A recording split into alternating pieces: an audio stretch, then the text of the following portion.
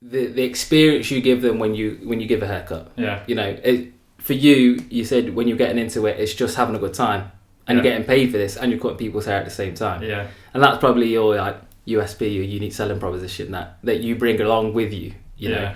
So how has that developed though? Because yes, chatting to people, you know, having partner with people, but you're now also cutting lots of different people's hair. People who are footballers, people who are on the TV, and you know, it changes kind of the way that maybe your name gets spread about. And the type of people that you're going to come across in the future and build your own brand. Yeah. So how do you think, say you're going to a person's house, do you bring the same approach to every person in terms of the way you try and have your conversations, you try and bounce off them? Are you thinking always, okay, let me be 100% professional, or are you like, no, what I am is I bring your guard down? Like, how's that developed over the last 2-3 years? That's good, and that's what I do love about barbering is you have to adapt. Like, you're right, and sometimes you have to be super professional. You got to sometimes think like, I don't want to be super professional, should I say? Because, I mean, you have to be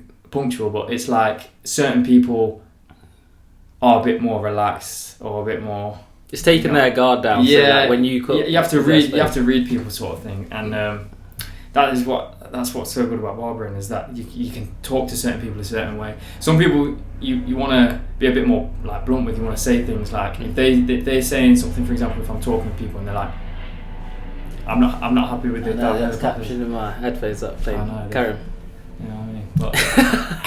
But some people, it's just like you can't be super straightforward with it. And you sometimes want to say things to people, or you don't want to like annoy people or whatever. Yeah, you know? But I know with certain people, I might be like, oh, if you want to do that, bro, why don't you just do it? Yeah. But I know that I can't have that approach with everyone. Yeah. Because they might be like, yo, get off my back. But you're learning that, and I mean, every time we come, we're talking about all sorts of stuff. Yeah. You know, ranging from just development yourself, reading books, and yeah. Do you think the stuff you're reading at the moment, reading as well, is that coming into the way you're doing your business though? Say that again, sorry. Like you reading and learning and doing development in the last 6 months, whatnot. Is that translating into the way that you're doing business? Well, you gave me that when I said to you a few months ago. I think it may have been the beginning of the year, and I said, I want to get into reading. But I've never been into it. I don't know what to do, and I don't know what to read. You gave me that monk who sold his Ferrari. The Ferrari one, yeah, and I loved it. I read it within about 3 days. To be fair, I was surprised. I was like,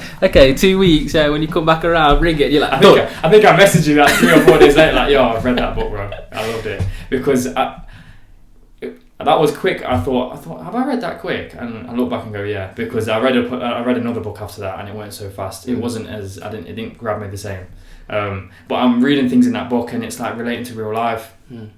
And I think the transition I was going through that period of my life, which is kind of been a New Year's thing, but I've always done things in blips. Like I'll train like crazy for 2 weeks, and then I'll end up going gym like once a week for the next 6 months. Yeah. But this year it's been a lot more consistent, and I think reading has definitely helped. Reading, like in the monk book, it says something about, you know, your phone being there for your convenience. Don't always feel like you have to answer it.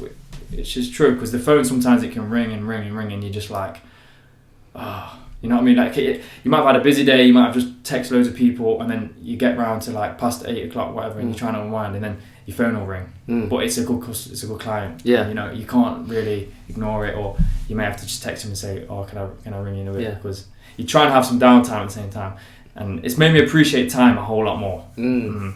Valuing time, just crazy. I'm on the 6 a.m. thing now. Not on the 5. I was doing 5 a.m.s. Yeah. Well, me myself, I'm on the 6 a.m. thing now. Yeah. I've shifted up a bit because I just felt like how busy, you know, life gets with work and trying to train, and I've been training like loads and just on my feet all the time. I'm thinking, I was doing this 5 a.m. thing, and I thought, well, it has to make sense. I have to sleep. It has to have to sleep and recover. It's like it was perfect for lockdown for me, because I was like, I'm not going anywhere. But if I'm going out on a Wednesday or going to play football Wednesday night, or I'm going to see my mates on Thursday, I'm not going to wake up and not sleep. You know, I'm not going to wake up. And it makes no sense, because you still need to function. But can I get to a default place in which, you know, on a day I've not done anything the night before, Yeah. I'm able to have a productive morning. Exactly. And we're taking it kind of off, but this kind of shows the conversations that, you know, we have and you have all over the place with different people. Yeah.